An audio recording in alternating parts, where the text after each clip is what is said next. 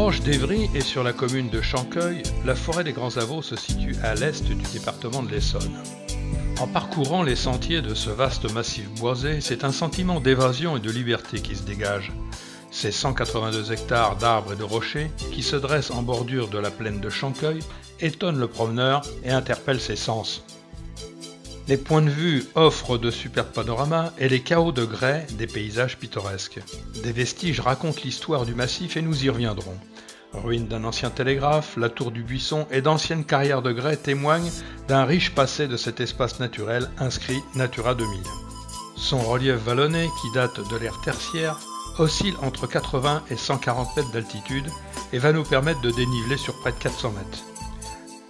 Le lieu est fameux depuis longtemps pour être un petit paradis de l'escadade où Français, Anglais, Allemands entre autres s'amusent sur des voies de varap des plus difficiles allant du 2A au 6B sur la taverne des Brigands.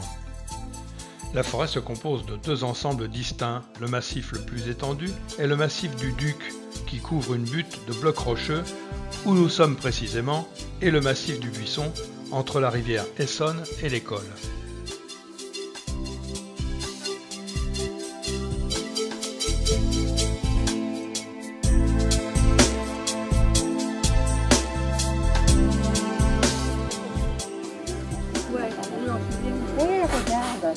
Un lézard qui ouvre l'œil.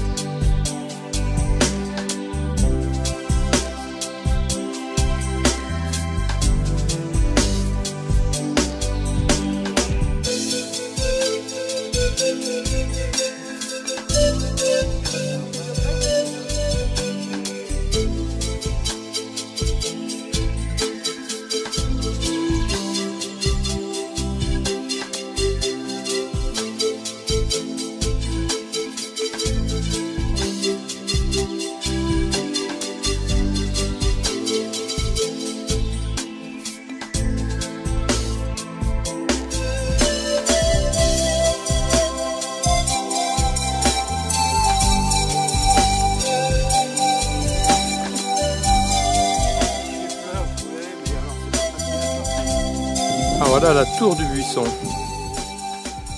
Nous voilà donc à la tour du Buisson. Ce minuscule château surmonté d'une haute tour offre une vue imprenable sur la vallée.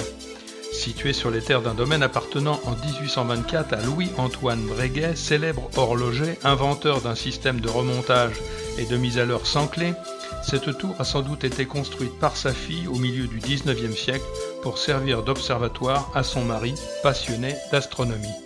Allez, on monte.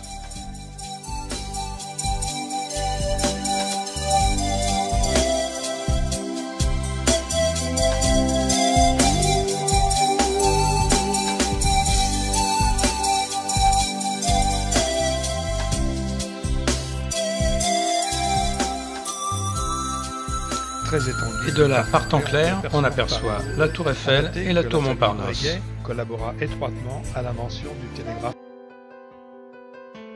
La platière du télégraphe tire son nom d'une ruine de télégraphe optique de Chappe. Érigé en haut d'un raidillon, ce point culminant permettait d'envoyer les messages les plus importants de sommet en sommet, car lorsque la Révolution française survient, l'info circule encore au rythme des chevaux. Ce point télégraphique appartient à la première ligne reliant Paris à Lyon, mise en service entre 1805 et 1852. Les matières correspondent à de petits plateaux dont le sommet est occupé par des bancs de grès épais et imperméables.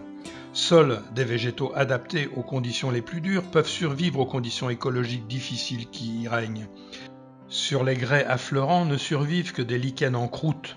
Si une mince couche de sable existe, elle permet le développement de petites plantes pionnières, orpins, renoncules, crassules, et ce sont ces plantes qui font la célébrité de Chanqueuil auprès des botanistes depuis le XIXe siècle. Les mares abritent de nombreux tritons.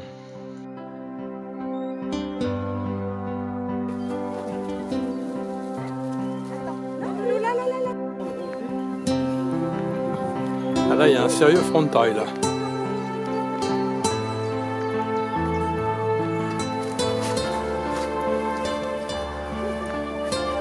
Oui.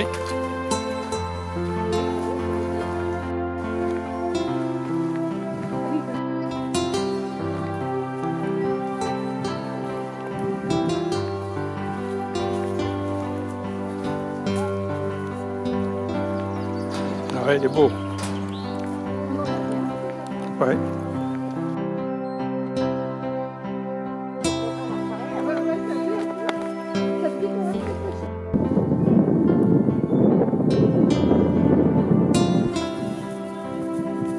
Bonjour. Bonjour.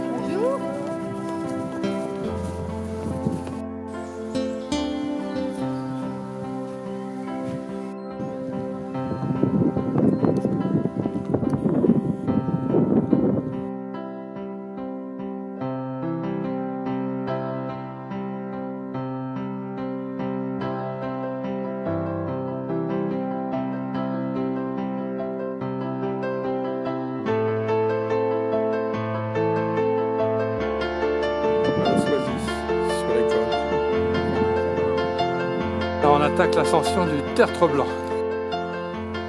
Ah, il se mérite le tertre blanc.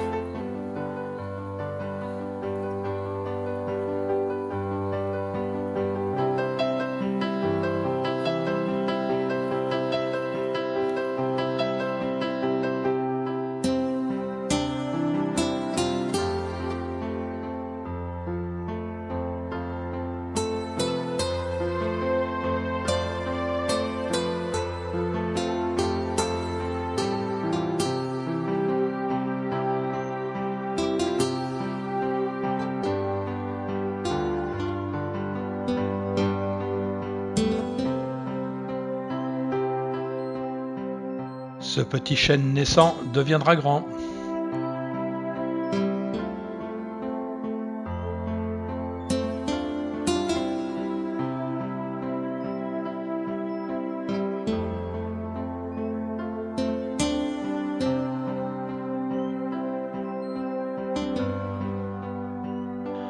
Enfin, nous passerons par le saut du postillon, désormais auberge proposant une délicieuse terrine de gibier ou une fabuleuse tête de veau.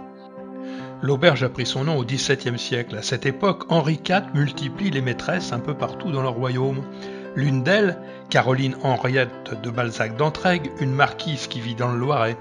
Pour s'y rendre, le roi fait souvent escale à Milly-la-Forêt. Et un jour, le postillon en charge de conduire la calèche de relais en relais chute. Depuis, le lieu de l'accident a pris le nom de saut du postillon.